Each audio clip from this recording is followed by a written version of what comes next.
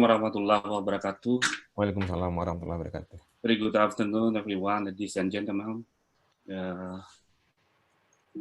Before we start my presentation about the pandemic risk reduction and the implication for the interdisciplinary higher education, I'm Defriman Djafri. Now, I'm the Dean of the Faculty of Public Health, Universitas Andalas. I'm also the epidemiologist and the chairman of the Indonesian Epidemiological Association, the West Sumatra chapter. And also I'm the member of the International Epidemiological Association. So firstly, I would like to say thank you for inviting me for presenter for this program, and also the Honorable Director of Graduate Program, Professor Nusirwan Effendi, and the Vice Director, Prof. Yonariza, and also the project leader, Dr. Indrajipal. And ladies and gentlemen, I think we can share our experience and also our competencies for the how pandemic reduction and implication for the interdisciplinary higher education. So I want to talk to two parts. The first, I want to talk pandemic risk reduction. I think is similar with Prof. Yonariza said. Prof. Hakam already have experience for the hazard natural disaster and what is different for the non-natural disaster. So the second one, I want to talk about the implication of the pandemic risk reduction for interdisciplinary health education. So we try to expand my background about the epidemiology perspective to expand the interdisciplinary health education. So let me start for the term of definition. I think some people and community still confused about what the term of definition of epidemic. Some we call when we call about epidemic, when we call for a pandemic, and when we call for endemic and outbreak. So, is a pandemic is the spread of over multiple countries. It means that all continents. The key method for the P is a passport, like endemic to then that travel. So the epidemic is this is the effect of the large number of people within the community, the population, and region. So in Indonesia, called also the KLB, kejadian luar biasa, is mean the outbreaks. Some definitions call about the unusual event. So these are not just the big number. Sometimes the outbreak, it can also be a single case in the new area, like COVID-19. If you have the one cases in the like a district in the city, is already outbreak, like Ebola also. So for endemic, is something that belong to the particular people the country, like malaria, endemic in malaria in Africa. Because Africa is endemic of malaria, something like that. So the pandemic is, I want to redline for the spread of the multiple countries on the continent. So the big, like we call about what different with the public health, the global health, and also now, you know, I currently not talk about the global health and also the planetary health. We also talk about the energy and agriculture and something like that. So very wide for the health, not only just the terminal of illness, that's also the like crime and others. So if we talk about the pandemic, you should know about the continuum of the pandemic phase. So like disaster phase, have the pre-disaster or also inter-disaster and a cure for disaster and the past disaster.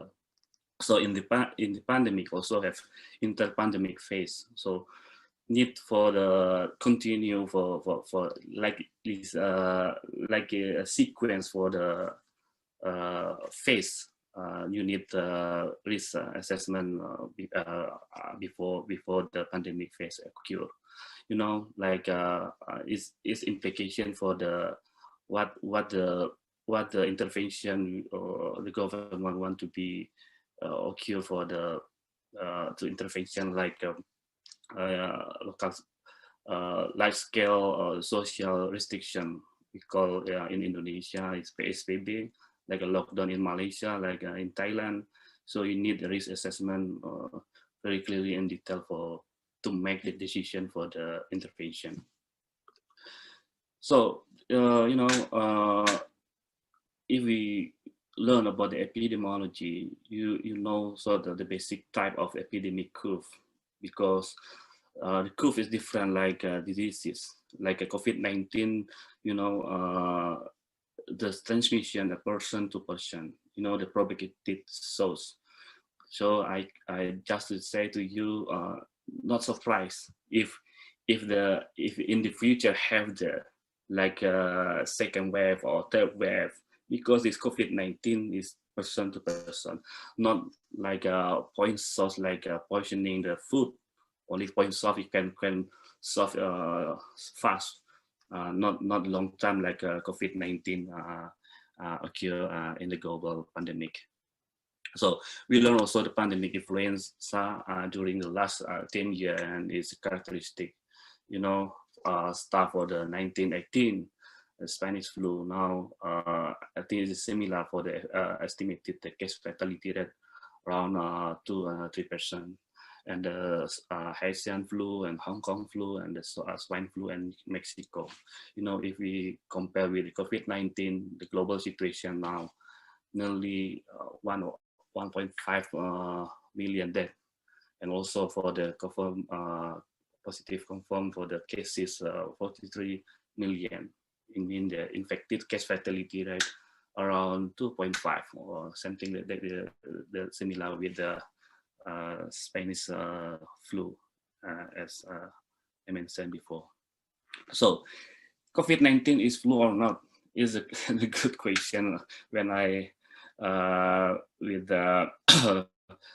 Prof. Nusirwan attend the conference the last 2 days, Andalas International Public Health Conference, have the participant question: COVID-19 is flu or not? Is one the evidence for the Euro surveillance? Is the case for mortality observed compared with the other flu? The last, not COVID-19, is a little bit different. So the high number of deaths, and also have the not only have the symptom, not only asymptomatic for the condition have already got the COVID-19. Maybe 80 or 19% have the asymptomatic for the COVID-19. Is very interesting to in depth for the COVID-19 is a flu or not in the future. So if we talk about pandemic risk reduction, especially for the pandemic, we learn about the influenza and management. I think the first is you need comprehensive risk management. You should focus for the assessment and also the management of risk of emergency rather than for the event. And the second one, for the all hazard approach, is very important, because development, the strengthening of element, and also the system, the management of risk emergency from the all resources. And the third is multi-sectoral approach. I know we have experience with our government in the West Sumatra, also recognition that all elements of government, not just for the health sector, also the business and society and the civil, all of you need to increase the capacity. The fourth is multidisciplinary approach. Is very important for discuss with in this program, recognition about the role of many disciplines required to manage the pandemic risk reduction. Not need just for the risk assessment, also mitigation, prevention, preparedness, and also response and recovery and capacity strengthening. So the last, community resilience is very important. I think Prof. Nusirwan already talked in Andalas International Public Health Conference, because the community level, you need how to reporting, how to provide basic services. Like I have experience like civil citizen citizen surveillance, not totalitarian surveillance. We need now about the citizen surveillance. I think it's very clear if the community call the health manager to give the detailed information about contact tracing and also how to we detail analyze it about the cluster. We need the citizen surveillance. I think the community is resilient and also how to develop the risk of communication about the pandemic. So the last sustainable development, how to recognition the development community capacity, and also the last one is very important for the pandemic about the ethical basis. It's very good for consideration for the ethical principle. All of activity for the pandemic is reduction. So we don't hope like trying hide and sick with the COVID-19. When we catch the confirm the cases, we cannot isolate the good isolation. We can playing hide and seek until we got herd immunization, herd immunization for the COVID-19. Is it comprehensive if we good strategy, not just for the testing, also the contact tracing, and also to the government should have to give the good isolation, spatial isolation, like we learned from the Thailand and also in China have the spatial isolation house, like a hotel and also apartment, something like a dormitory, not self quarantine. We when because if we use the self quarantine, who to control the people and the host, because the agent and host the transmission person to person. So we little bit give our calculation for the estimation of effective reproduction number, because RT is the key measurement for the indicator for the pandemic control or not.